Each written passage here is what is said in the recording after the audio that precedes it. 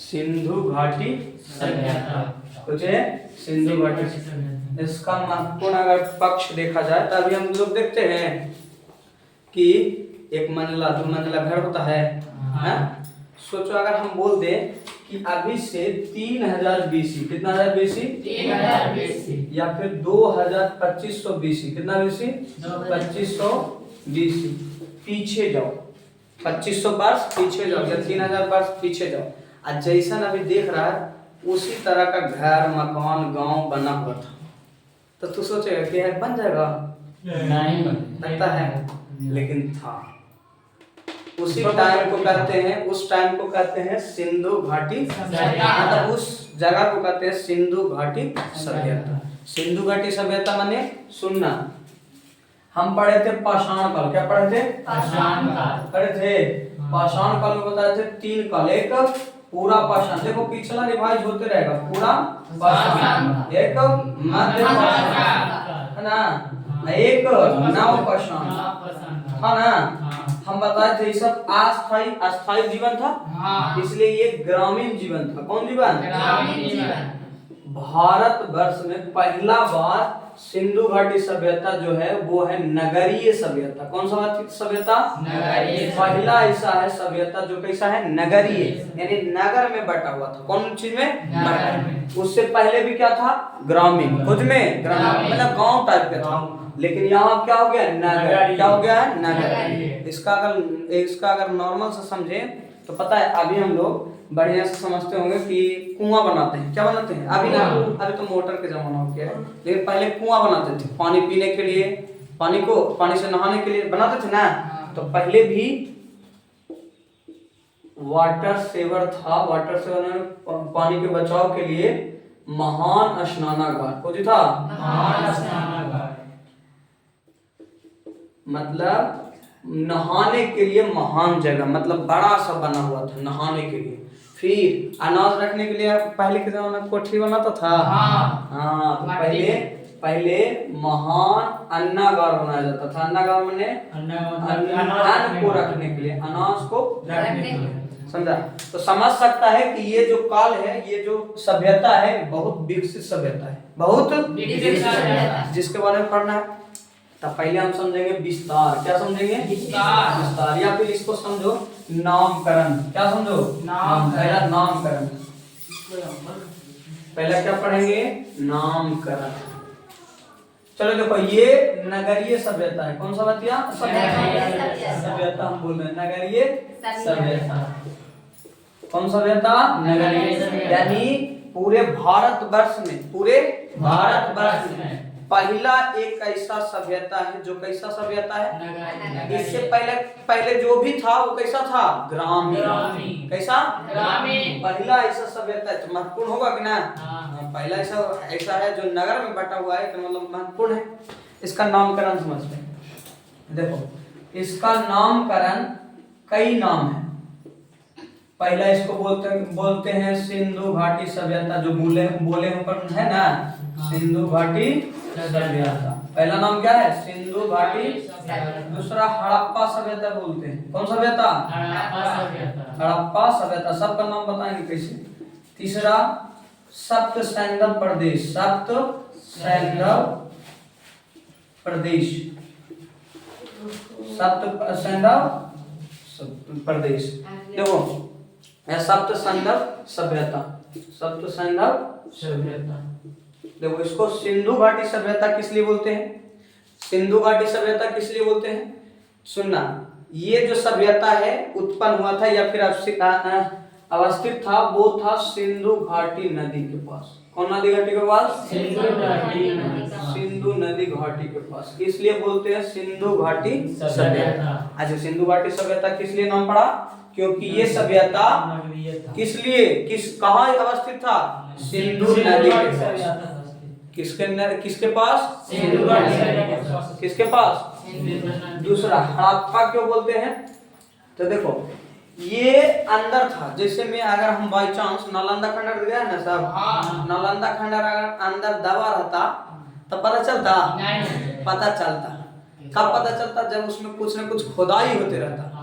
तो यहाँ भी खुदाई हुआ था, ये दबा हुआ था, ये धरती के अंदर इस वहां रेल की पटरी बिछा रहा था सब, तब खोदा, क्या क्या खोदा, तब ईंटा निकलने लगा। तो पहला जो खुदाई हुआ था कौन स्थल से हुआ था? हड़प्पा स्थल से। बहुत सारा स्थल है जैसे में हड़प्पा, मोहनजोदड़ो, लोथल, कालीबंगा, रोपड़, समझ रहा है, सूतका गंडोर, समझ में रहा है, ये सब पूरा आलमगीरपुर है ना। तो ये सब क्या है? जगह है जिसमें से सबसे पहला जगह कहां से हुआ था? हड़प्पा स्थल से। कौन स्थल से? तो जानता है जिसका पहले खुदाई होकर नाम पर पड़ जाता है नाम की ना। तो इसलिए सबसे पहले अच्छा पूछे कि सिंधु घाटी सभ्यता में कौन स्थल का सबसे पहले खुदाई हुआ? हड़प्पा स्थल पूछ रहे हैं, तो कौन हो जाएगा? हड़प्पा, जिसके कारण इसका एक और नाम पड़ता है हड़प्पा सभ्यता। क्या? हड़प्पा सभ्यता। क्या? हड़प्पा। इसका खोज किया था दयाराम साहनी।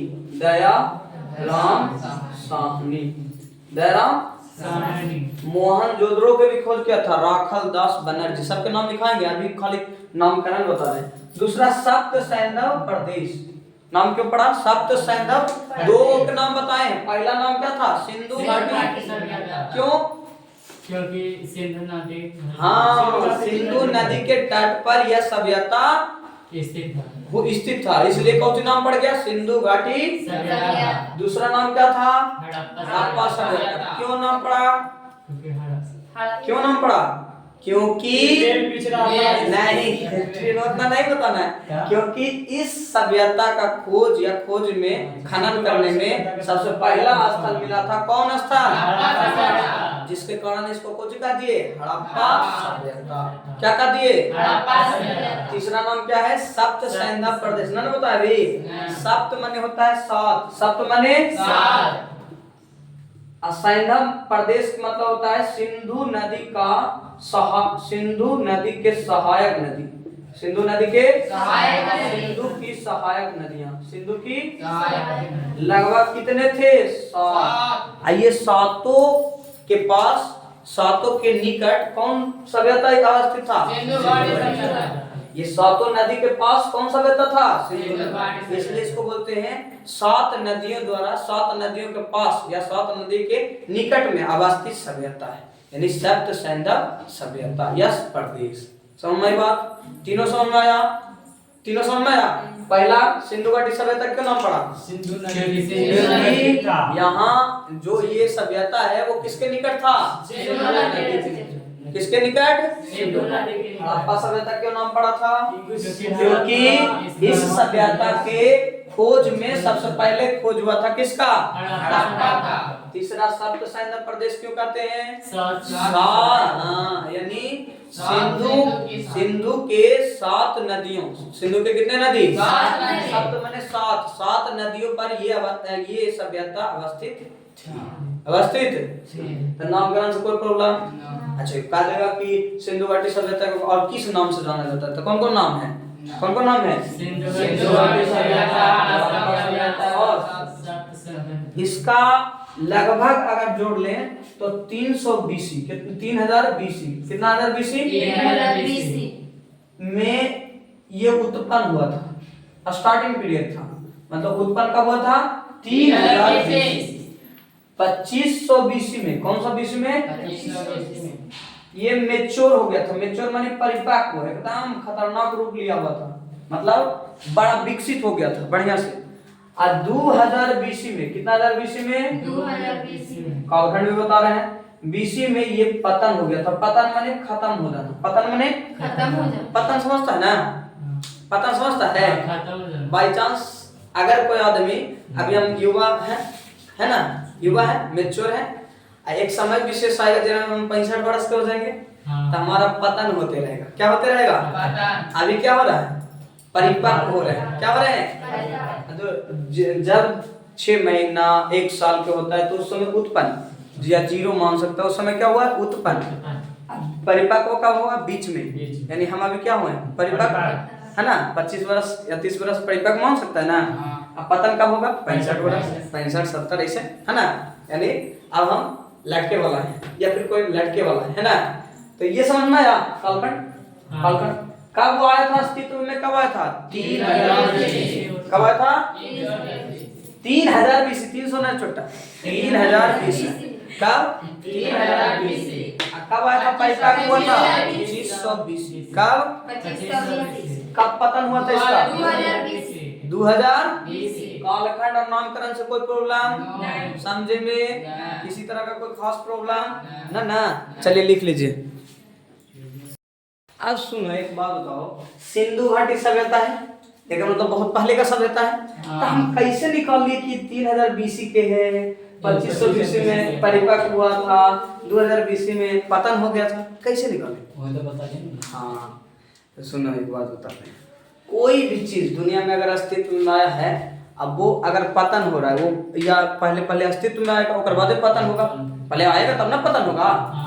तो उसका अगर हम उम्र या फिर एज निकालने का सोचें तो वो किससे निकलता है?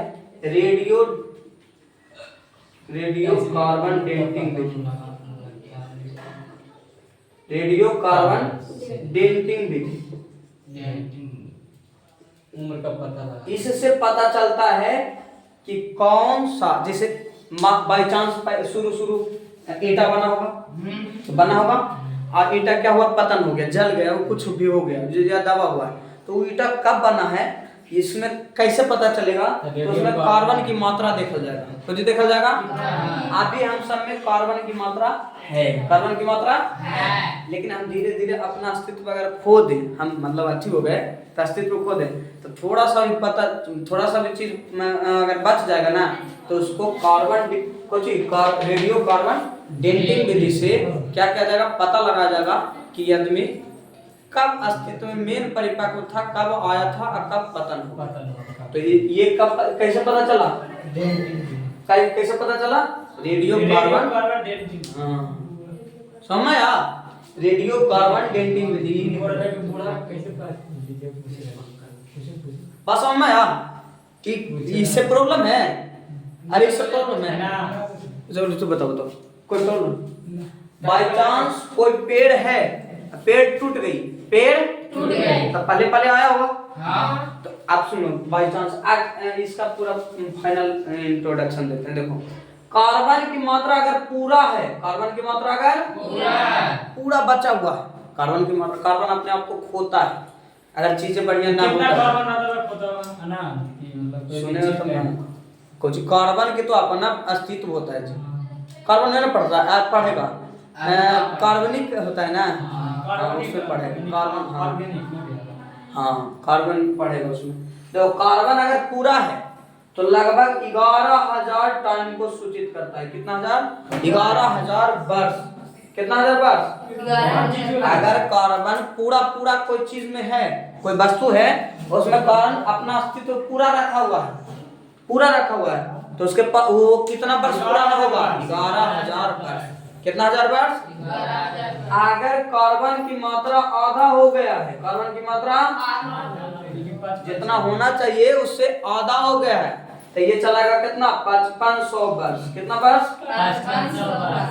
बस अम्मा ही अगर कार्बन की मात्रा इससे भी ज्यादा आधा हो गया तो निकल देगा। कितना वर्ष आ जाएगा? 2700 वर्ष आएगा कि ना? इससे भी आधा हो गया तब, समझ में आ?